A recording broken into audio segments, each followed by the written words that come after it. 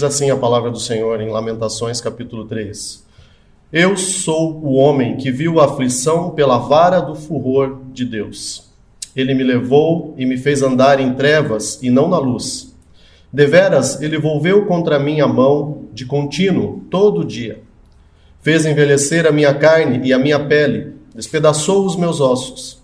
Edificou contra mim e me cercou de veneno e de dor.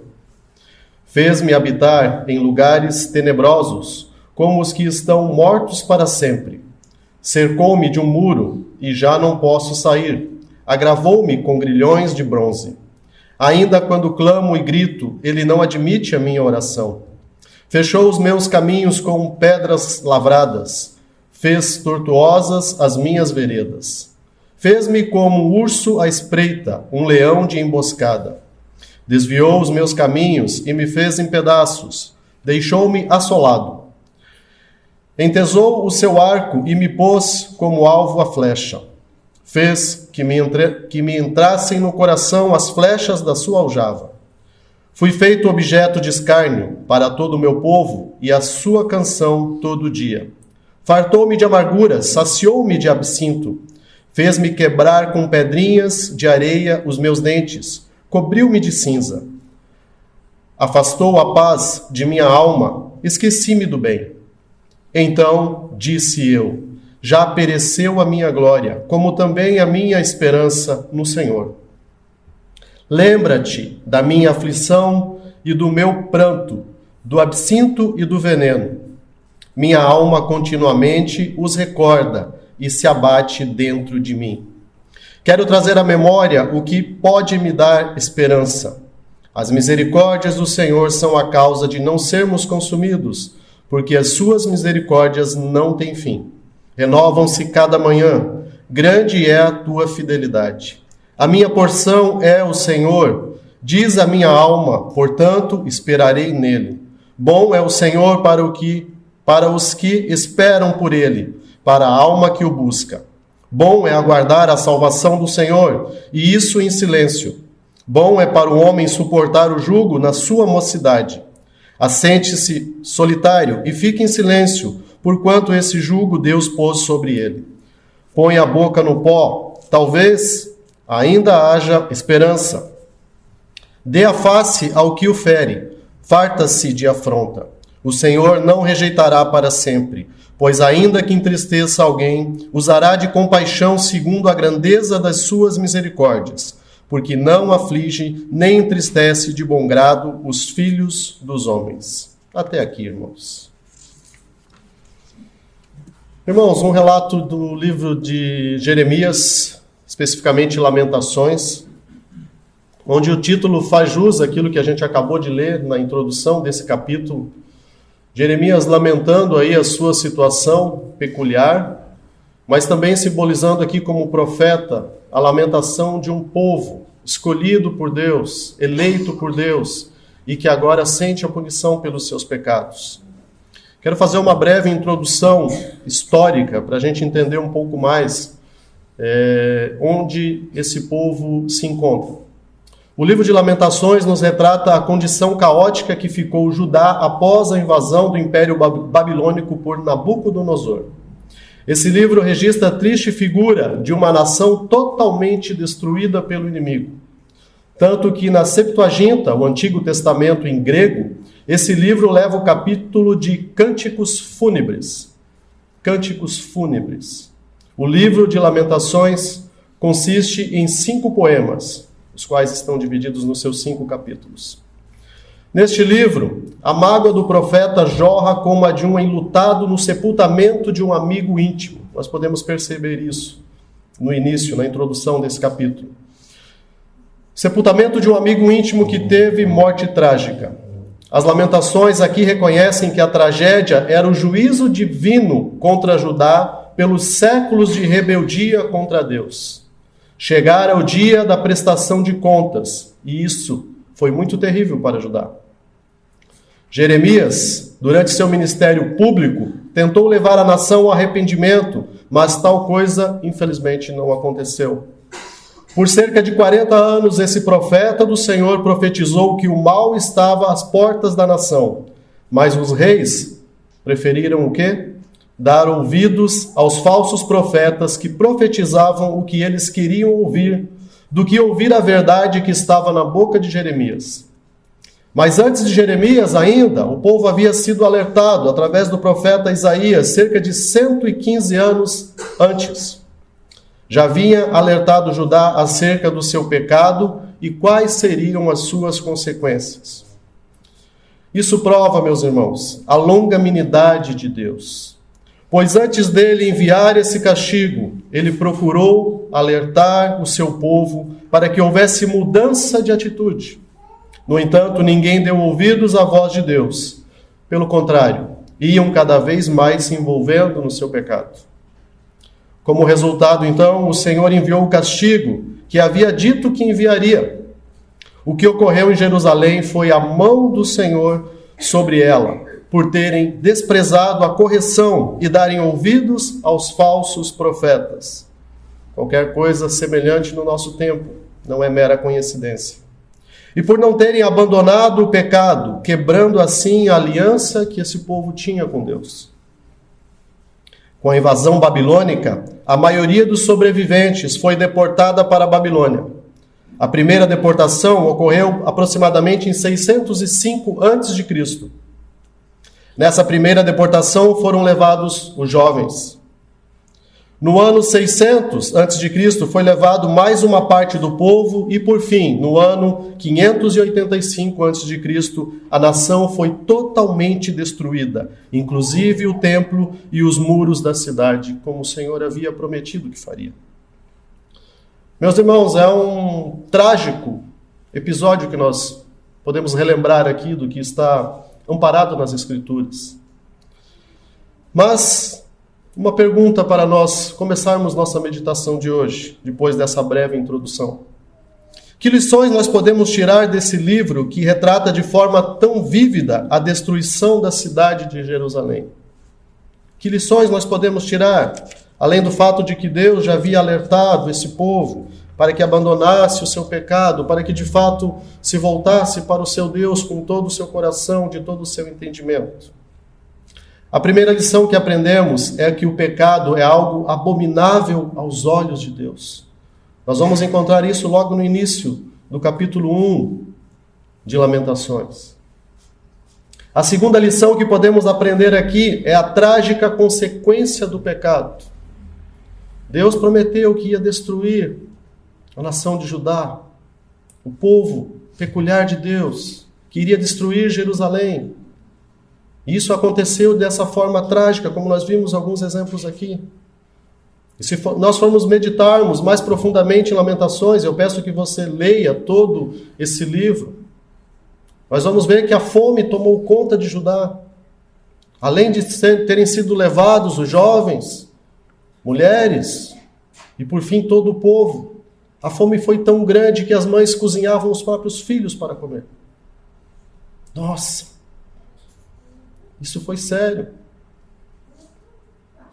A terceira lição que aprendemos, e é o que nós vamos meditar mais de perto nesta manhã, é que o profeta Jeremias não quer ser consumido pela tragédia.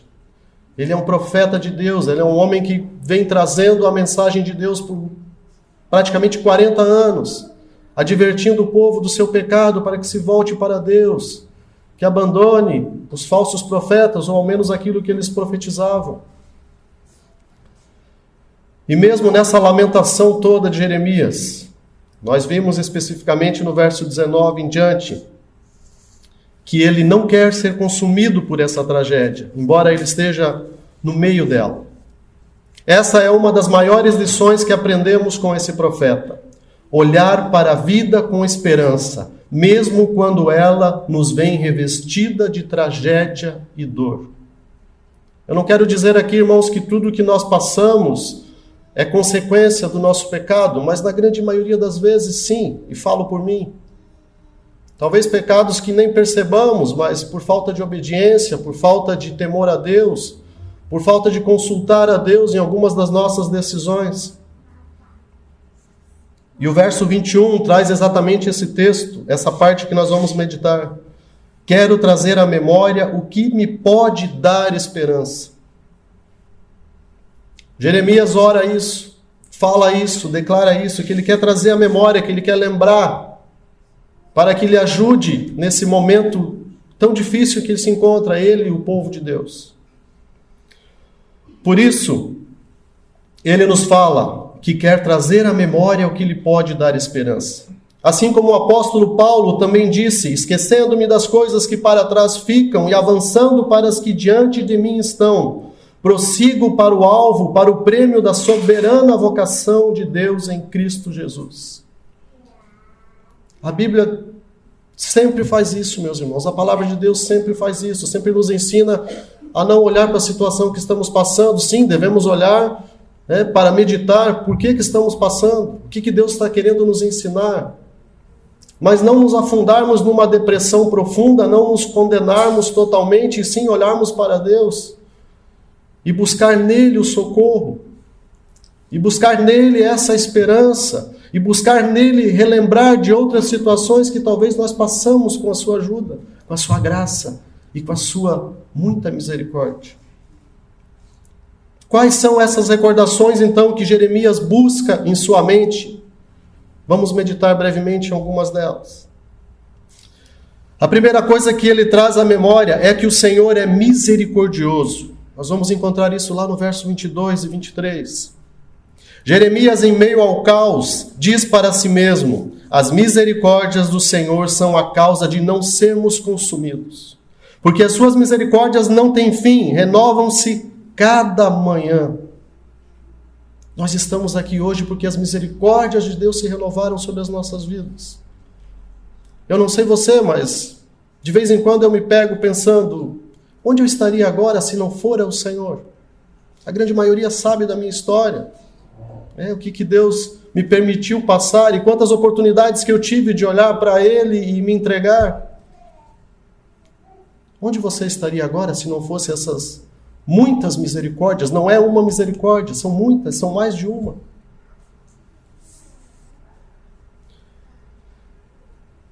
Jeremias, em meio ao caos, diz para si mesmo: as misericórdias do Senhor são a causa de não sermos consumidos. A misericórdia de Deus era, em primeiro lugar, a força maior para Jeremias continuar vivendo. Ele sabia muito bem que, por causa da calamidade que se abatera sobre Judá e Jerusalém, era consequência dos seus pecados. Quantas vezes nós sabemos que aquilo que nós estamos passando é consequência dos nossos pecados? E mesmo assim continuamos vivendo a nossa vida, como se não devêssemos nos arrepender, como se não devêssemos abandonar esse pecado, como se não devêssemos procurar ajuda para abandonar esse pecado, como se não devêssemos confessar esse pecado. Jeremias não tinha dúvidas disso e nem fazia vista grossa a isso, mas ele traz à memória a misericórdia de Deus, pois o Senhor tinha um amor constante e foi por amor ao seu povo que ele permitiu e até usou os caldeus contra eles. Vamos relembrar esse episódio, né? Vamos ver o que o profeta Abacuque fala, né? Que Deus usaria os caldeus para realizar uma grande obra em meio ao seu povo através dessa nação perversa. E nós sabemos que Deus fez isso.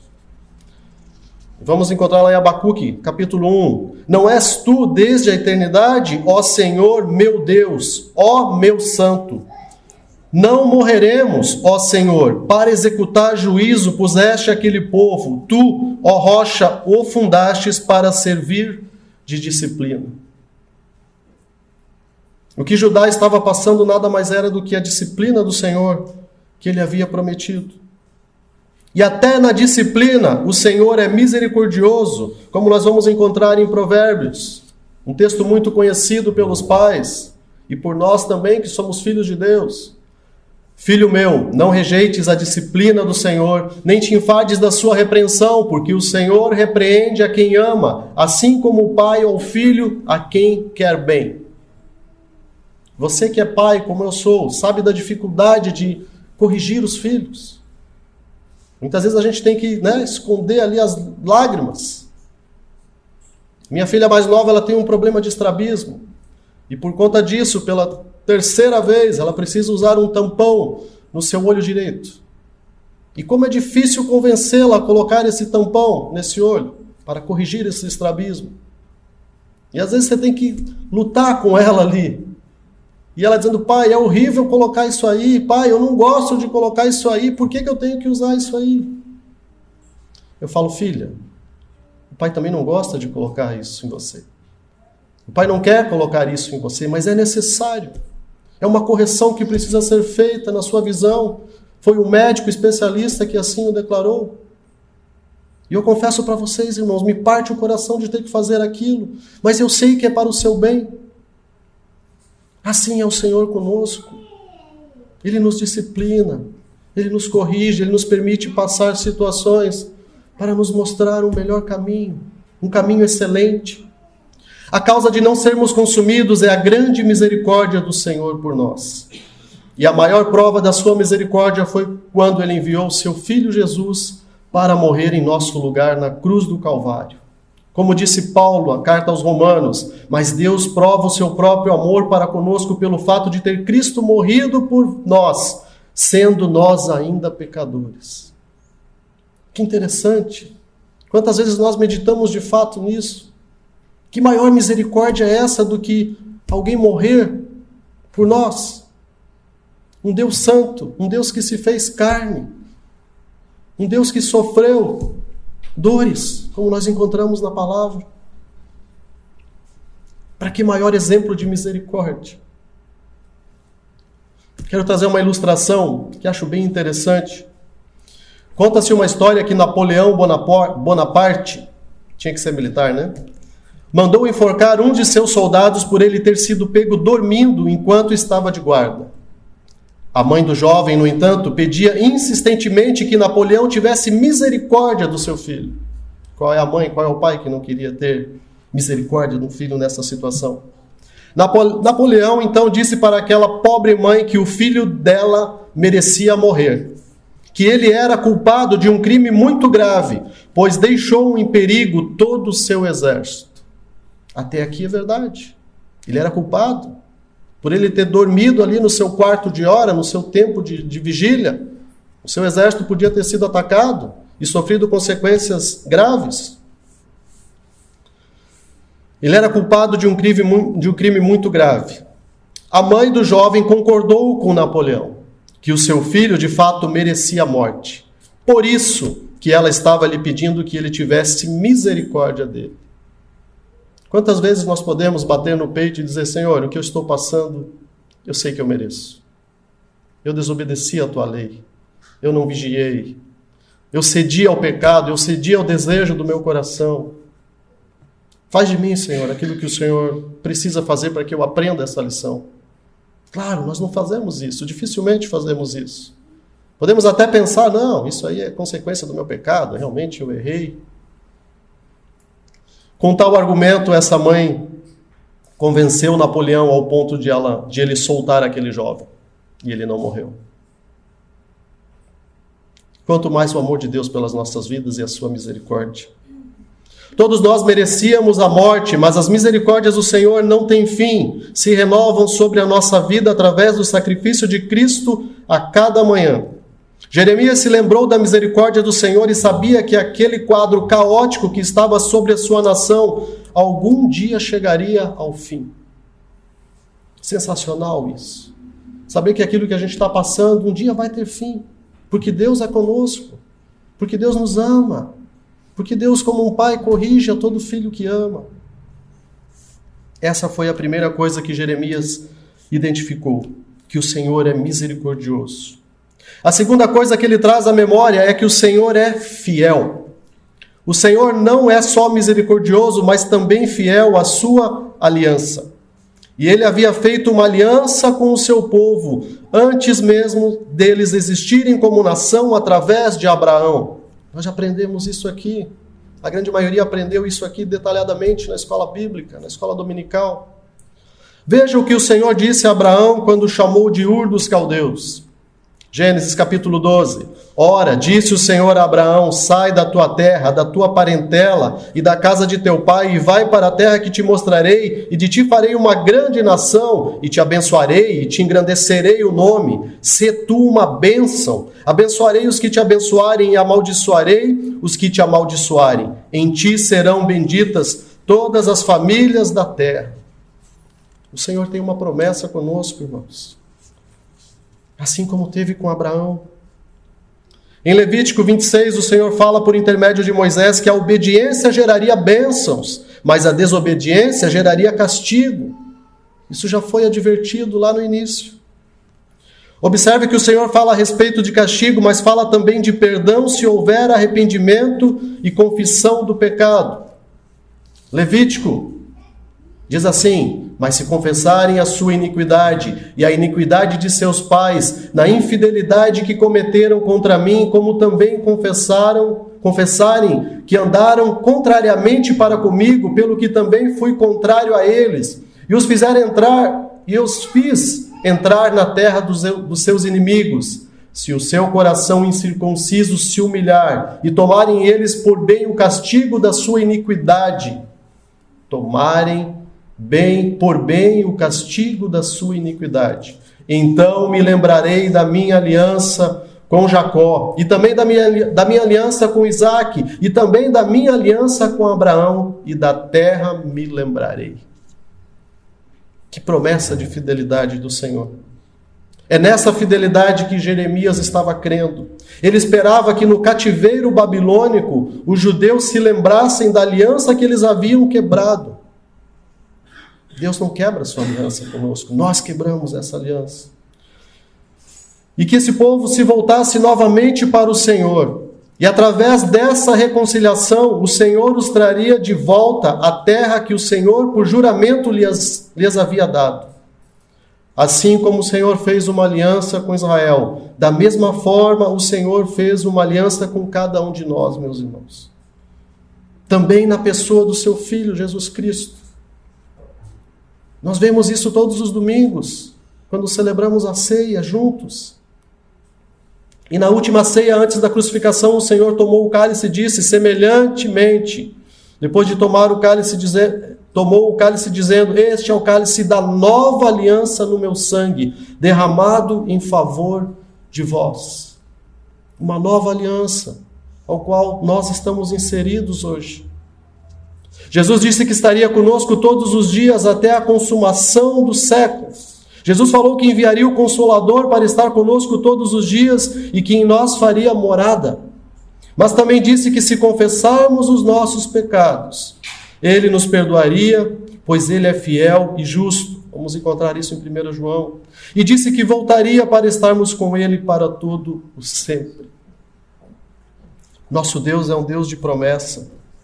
Nosso Deus é um Deus fiel, que não quebra a sua promessa.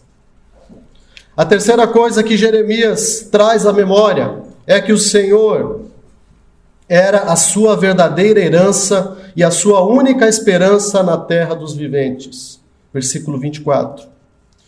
Em outras palavras, o profeta está dizendo que o Senhor é o que lhe resta. Por isso tinha esperança. O Senhor era a sua herança. Era a única coisa que era real em sua vida. E isso era o que realmente importava naquele momento. Os bens materiais podem se perder, meus irmãos. A família pode morrer. Os sonhos podem deixar de existir. Mas o Senhor nunca irá deixar de ser o nosso bem maior. Como é difícil colocar isso em prática, né? Tem um hino de Lutero chamado Castelo Forte, creio que o mais conhecido dele, que em uma das estrofes diz assim: se temos de perder os filhos, bens, mulher, embora a vida vá, por nós Jesus está, e dar-nos-á seu reino. Mesmo que percamos tudo, meus irmãos, Jesus está conosco, Deus está conosco. Uma pergunta para meditarmos diante desse ponto: quem tem sido a sua herança? Os bens dessa terra? A família? O trabalho? Nossas convicções? Nossa sabedoria? Nosso conhecimento? Nossos filhos? Nossa esposa? Ou será que de fato nossa herança é o Deus eterno? Quarta coisa que Jeremias traz à memória é que o Senhor era bom para os que esperam nele. Não que ele era, mas que ele é bom para os que esperam nele. Versículo 25. É bom ter esperança em Deus, porque Ele é bom para todos os que nele esperam. Jeremias não tinha em quem esperar. Os reis de Judá esperaram a ajuda de outras nações contra o exército babilônico, mas estes nunca vieram. Nunca veio a ajuda que eles esperavam. Mas Deus não falha. Ainda que seja na 4ª vigília da noite, Ele pode nos socorrer. Em João capítulo 6 diz o seguinte: e tomando um barco, passaram para o outro lado, rumo a Cafarnaum. Já se fazia escuro e Jesus ainda não viera ter com eles.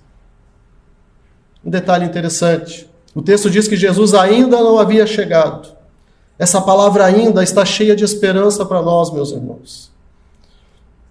Observe que o texto não diz que Jesus não viera, ou que não viria, que não havia chego, mas diz que ainda não viera ter com eles. Meus irmãos, perdão, talvez ainda não chegou o momento de o Senhor agir na sua vida, como talvez você esteja esperando. Mas creia, esse momento vai chegar. Eu passei por muitos momentos na minha vida que eu também não via esperança. Lugares que eu estava que eu não gostaria de estar. Situações que eu estava passando que eu de fato não gostaria de estar passando. E eu reconhecia, e reconheço que na maioria dessas vezes foi por decisões erradas. Empregos e funções que eu não amava de todo o coração. Mesmo assim me esforçava, mas não era onde eu queria estar. E hoje confesso que graças a Deus estou numa situação melhor. Não porque lutei com Deus, mas porque confiei. Porque precisamos confiar que Jesus ainda está conosco, que Ele ainda vai nos socorrer. Façamos como Jeremias. Vamos trazer à memória a fé e a esperança. Lembrar-se que o Senhor é bom e virá ao nosso encontro para socorrer-nos. Quinta coisa que Jeremias traz à memória nesse texto é que o Senhor era o seu Salvador. Jeremias não perdeu a esperança porque o Senhor era o seu Salvador. A salvação vem do Senhor e somente dele. Mas a salvação não se resume a sermos livres das calamidades dessa vida e nem do tormento eterno. Nós sabemos disso. No mundo tereis aflições. Nós temos aflições. Foi orado aqui, no tempo de intercessão, os irmãos que estão doentes, estão acamados, com dificuldades. Nós estamos sujeitos a essas calamidades na nossa vida. O desemprego e tantas outras coisas. Entendamos uma coisa, a salvação não se resume em ir apenas para o céu, como queremos, mas em estar livre do pecado e ter prazer em Deus. É ser livre dos desejos da carne e ter no Senhor o nosso real prazer. É adorá-lo pelo que Ele é e não por aquilo que Ele dá ou por aquilo que Ele possa fazer. Como disse alguém, 800 depois de Cristo, olha que interessante. Se eu te adorar por medo do inferno, queima-me no inferno. Se eu te adorar pelo paraíso, exclua-me do paraíso. Mas, se eu te adorar pelo que tu és, não esconda de mim a tua face. Se você está servindo ao Senhor por medo das consequências ruins que podem lhe acontecer, então você ainda não entendeu o que é servir ao Senhor. Eu confesso que eu já passei por isso, irmãos. Situações na minha vida que eu servi a Deus por temor. Medo de perder minha esposa, medo de perder um filho, medo de perder o emprego, medo. Se você está se sentindo assim, não entendeu ainda o que é servir ao Senhor. Mas é também reconhecer que do Senhor vem o socorro no momento de tribulação. Como diz Davi no Salmo 20, uns confiam em carros, outros em cavalos. Nós, porém, nos gloriamos em o nome do Senhor nosso Deus. Eles se encurvam e caem, nós, porém, nos levantamos e nos mantemos de pé. Ó Senhor, dá vitória ao Rei, responde-nos quando clamarmos. o Senhor não mudou, irmãos. Ele continua agindo com poder e graça em nossas vidas. E muitos de nós, se não todos, somos testemunhas disso. A sexta coisa que Jeremias traz à memória é que o Senhor atende aos humildes. Vamos ver isso lá no verso 29. Pôr a boca no pó, nesse texto, significa ter uma vida de humildade. Temos ouvido tanto sobre oração, né? E lembro que nessa semana o pastor até postou algo muito interessante. Às vezes não achamos tempo para orar e Deus nos coloca numa situação em que nós damos um jeito de arrumar tempo para orar, porque precisamos, porque necessitamos. Não lembro se foi o pastor ou algum irmão, creio que foi o pastor. Pôr a boca no pó significa ter uma vida de humildade. É se humilhar debaixo da potente mão do Senhor. É reconhecer a nossa pequenez e não nos vermos como melhores dos que os outros. Como disse o apóstolo Paulo, não façais por partidarismo ou vanglória, mas por humildade, considerando cada um os outros superiores a si mesmo. Nossos encontros de homens falamos muito sobre a questão de humildade, de piedade. Como nós precisamos disso, meus irmãos? Entender que Deus atende aos humildes. Esse é o sentimento que deve reger o nosso coração. Mas há pessoas que, mesmo diante da calamidade, ainda se sentem os donos da cocada preta. Se é que posso usar esse termo. Nem diante da calamidade se tornam mais humildes. A soberba os cinge como um colar, como está no Salmo 73. No entanto, a Bíblia é muito clara quando diz: pois todo o que se exalta será humilhado, e o que se humilha será exaltado. E o próprio Senhor Jesus nos diz que devemos aprender com Ele o que é humildade. Ele diz: aprendei de mim, porque sou manso e humilde de coração. Ah, pastor, irmão, é difícil ser humilde. Aprendamos com Cristo. Aprendamos com Cristo. Ser humilde não é ser fraco, mas é reconhecer que sozinhos não chegamos a lugar algum e que por intermédio do Senhor alcançamos ou podemos alcançar grandes coisas. Meus irmãos, ponhamos a boca ao pó, literalmente, reconhecendo nossos pecados e os confessando, pois um coração contrito o Senhor não rejeita. Eu não sei vocês, mas quão difícil é nós nos colocarmos numa situação assim, a não ser que Deus nos aperte, como falei anteriormente, né? Como o próprio pastor citou. Deus precisa nos colocar numa situação para que nós recorramos a Ele. E por que não, diante de toda a situação de prova, de luta, de dificuldade, nós não fazemos isso? Mas eu sou reformado. Mas é a palavra de Deus que nos conduz. Sim, é a palavra de Deus, mas a palavra de Deus diz que nós devemos nos humilhar. Nós precisamos reconhecer que tem um Deus que está disponível, está disposto a nos ajudar, mesmo diante da dificuldade. Mesmo diante da dificuldade que Ele nos colocou. Eu confesso que tenho lutado com isso, irmãos. Nós passamos situações, né? Fizemos nossas orações, mas às vezes é tão superficial. E às vezes eu imagino Deus olhando, né? Estou aqui, pede para mim, chora para mim, olha a situação que você está, eu posso te ajudar. Algo que eu sempre ensinei e acredito muito nisso, que claro, Deus nos prova por amor, mas quando nós passamos uma prova com Deus, o objetivo de Deus não é nos reprovar, é nos aprovar. E eu sou professor, tem colegas que são professores aqui, sabem bem o que é isso. Como alunos, fizemos provas para passar naquela disciplina, para passar naquela matéria. Quando o Senhor nos coloca em situações difíceis, às vezes, na maioria das vezes por consequência dos nossos pecados, é para que reconheçamos, sejamos humildes a tal ponto de reconhecermos isso e suplicar a sua misericórdia, que está disponível para nós. Sétimo e último ponto, sétima e última coisa que Jeremias traz à memória é que o Senhor não se prolonga em sua ira. Embora fosse severo o cativeiro babilônico, e de fato foi, imposto pelo próprio Senhor a Judá, este tinha por finalidade corrigir o seu povo e trazer-lhes ao arrependimento. Após 70 anos, nós vamos encontrar isso em Jeremias capítulo 25, o remanescente voltaria para Jerusalém e reconstruiria o templo, os muros e a cidade. Mas mesmo no cativeiro babilônico, o Senhor não os abandonou, muito pelo contrário. Através de Jeremias, lhes mandou dizer que tinha o melhor para eles. Vamos ver isso.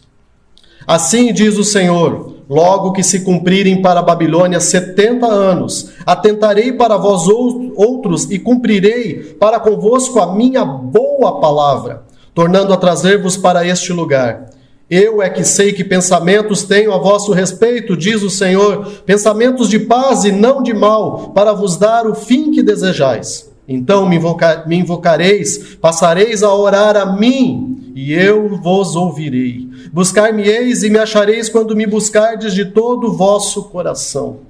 Serei achado de vós, diz o Senhor, e farei mudar a vossa sorte. Congregar-vos-ei de todas as nações e de todos os lugares para onde vos lancei, diz o Senhor, e tornarei a trazer-vos ao lugar de onde vos mandei para o exílio. Jeremias capítulo 29. O castigo divino dura por algum tempo, sua misericórdia é para sempre. O Senhor não se esquece do seu povo. O Senhor não se esqueceu de você, não se esqueceu de mim, não se esqueceu de nós. No momento de aflição, Ele sempre envia o Consolador para nos renovar a fé e a esperança, como Jeremias retrata aqui nesse capítulo. O apóstolo Paulo, em Romanos 8, diz que o Espírito Santo intercede por nós, dizendo assim: também o Espírito semelhantemente nos assiste em nossa fraqueza, porque não sabemos orar como convém, mas o mesmo Espírito intercede por nós sobremaneira com gemidos inexprimíveis. E aquele que sonda os corações sabe qual é a mente do Espírito, porque segundo a vontade de Deus é que ele intercede pelos santos. Ah, meus irmãos, quantas vezes não temos palavras para nos achegar a Deus? Talvez por conta da vergonha do nosso pecado, do nosso erro, da nossa transgressão, da nossa indisciplina. Mas quantos de nós colocamos o rosto no pó e tão somente choramos perante Deus? Eu tinha um colega pastor que ele trouxe um relato uma vez, até achei um tanto engraçado inicialmente. Ele chegou num determinado lugar para pregar e não sabia o que ele ia pregar, e então ele começou a chorar e levou o povo a chorar. Quantas vezes nós fizemos isso? Senhor, eu não tenho palavras. Me ajuda com teu Santo Espírito a trazer a memória de situações tão difíceis que talvez eu tenha passado, ou que os meus irmãos passaram, para que eu possa reconhecer que de fato o Senhor está em todas as situações. Às vezes sem palavras. O choro pode expressar muita coisa. Essa é uma das maiores alegrias que o cristão pode ter. Saber que mesmo que a tragédia nos assole, a misericórdia do Senhor estará sobre nós todos os dias. Lutas virão, mas precisamos trazer à memória o que realmente importa, que a misericórdia do Senhor é sobre nós todos os dias. Todos os dias, como diz esse texto, as misericórdias do Senhor se renovam sobre as nossas vidas. E isso não é em vão, meus irmãos. Não é para vivermos a vida de qualquer maneira. Não é para continuarmos no nosso pecado, no nosso erro, no nosso orgulho, no nosso engano. Não. É para meditarmos o quão misericordioso Deus é, ao ponto de renovar essa aliança, mesmo nós merecendo a morte. Concluindo, quando a angústia vier, saibamos e reconheçamos que o Senhor está ao nosso lado todos os dias para nos consolar. Irmãos, não quero com isso dizer que não teremos sequelas em nossa vida. Seria muita presunção e ingenuidade da minha parte falar tal coisa. Mas que essas sequelas não sejam maiores que a nossa superação com a ajuda do nosso Deus. Eu conheço pessoas que passaram por situações difíceis, de abandono do marido para com a esposa e os filhos. E essa pessoa poderia ter caído num mar de desânimo, de depressão, mas não. Ela levantou a cabeça, continuou buscando a Deus, continuou crendo em Deus, ensinando seus filhos no caminho do Senhor. Somos humanos e não somos robôs. Até Jesus chorou no túmulo de Lázaro. Quem somos nós para não chorarmos diante das adversidades da vida também? Uma coisa é sofrermos diante das perdas e lutas que a vida nos proporciona. Outra coisa é afundarmos num poço de angústia e depressão, podendo sair dele com a ajuda do nosso Deus. Irmãos, tomemos postura de homens de Deus, de mulheres de Deus. Esse momento difícil vai passar. A realidade que estamos vivendo não é a verdade. A verdade não é aqui, a nossa verdade é no céu, é com o Senhor. Mas Ele nos promete estar conosco diante das nossas dificuldades. A vida não é uma colônia de férias, como nos fala o reverendo Hernandes Dias Lopes, mas também não é um eterno sofrimento. Por isso que o salmista nos fala com muita propriedade no Salmo 118. Este é o dia que o Senhor fez. Regozijemo-nos e alegremo-nos nele. E como diz a sua palavra em Filipenses, capítulo 4, finalmente, irmãos, tudo que é verdadeiro, tudo que é respeitável, tudo que é justo, tudo que é puro, tudo que é amável, tudo que é de boa fama, se alguma virtude há e se algum louvor existe, seja isso que ocupe o vosso pensamento. Que o Senhor nos ajude, irmãos, a superarmos as crises em que muitas vezes nós mesmos nos envolvemos, mas que sabemos que Deus nos permite. Superar essas crises em tudo e louvando e trazendo à memória a sua palavra. O que Jeremias estava trazendo à memória foram as promessas que Deus havia feito a esse povo. Mesmo sendo uma promessa de destruição, mas também uma promessa de que restauraria esse povo, que traria de volta. Que nós possamos meditar nessas coisas, irmãos. Deus é misericordioso. Ele é bom. Ele é o nosso Deus soberano, que deu o maior exemplo de misericórdia, enviando o seu Filho para morrer no nosso lugar. E nós, pecadores que somos, muitas vezes desprezamos essa misericórdia. Ou muitas vezes não reconhecemos, no nosso erro, no nosso engano, que há um Deus que renova essas misericórdias todos os dias, para que possamos olhar para Ele constantemente e não desanimarmos. Não desanimarmos. Ontem conversava ainda com minha esposa, já estou finalizando, e ela aconselhando alguém da família. Dificuldade, tem que pagar aluguel, dinheiro não chega. Irmãos, eu já cheguei a trabalhar em 3 empregos e não me orgulho disso. Glórias a Deus por isso, porque veio essa provisão através desses empregos. Hoje são só 2, mas ainda torço e oro para que fique com um só, que supra todas as necessidades da minha família. O que eu quero dizer com isso? Essa família reclamava e minha esposa dizia, eu escutava. Olha, meu marido já teve 3 empregos, ele correu atrás. Nossa região é abençoada de empregos. Diga para o seu marido correr atrás. Mais ou menos nessas palavras.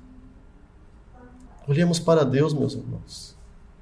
Diante das dificuldades, diante das consequências do nosso pecado. Deus é bom, Ele continua sendo fiel.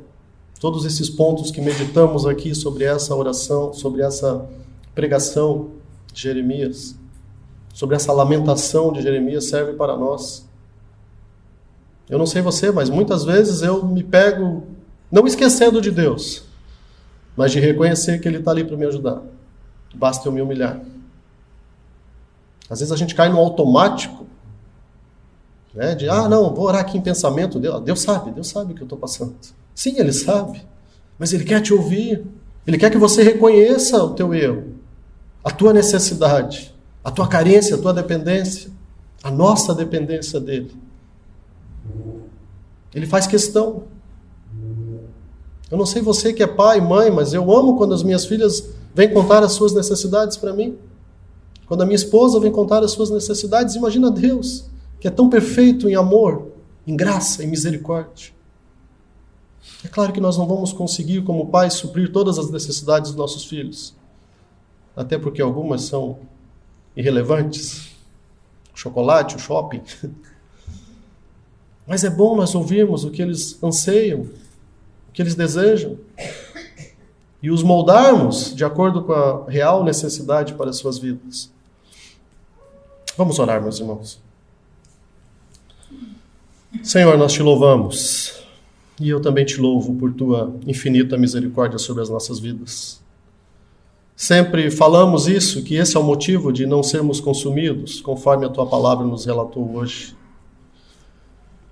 Que o Senhor nos ajude, Pai, a começar pela minha vida, a relembrarmos isso e buscarmos isso em oração todos os dias.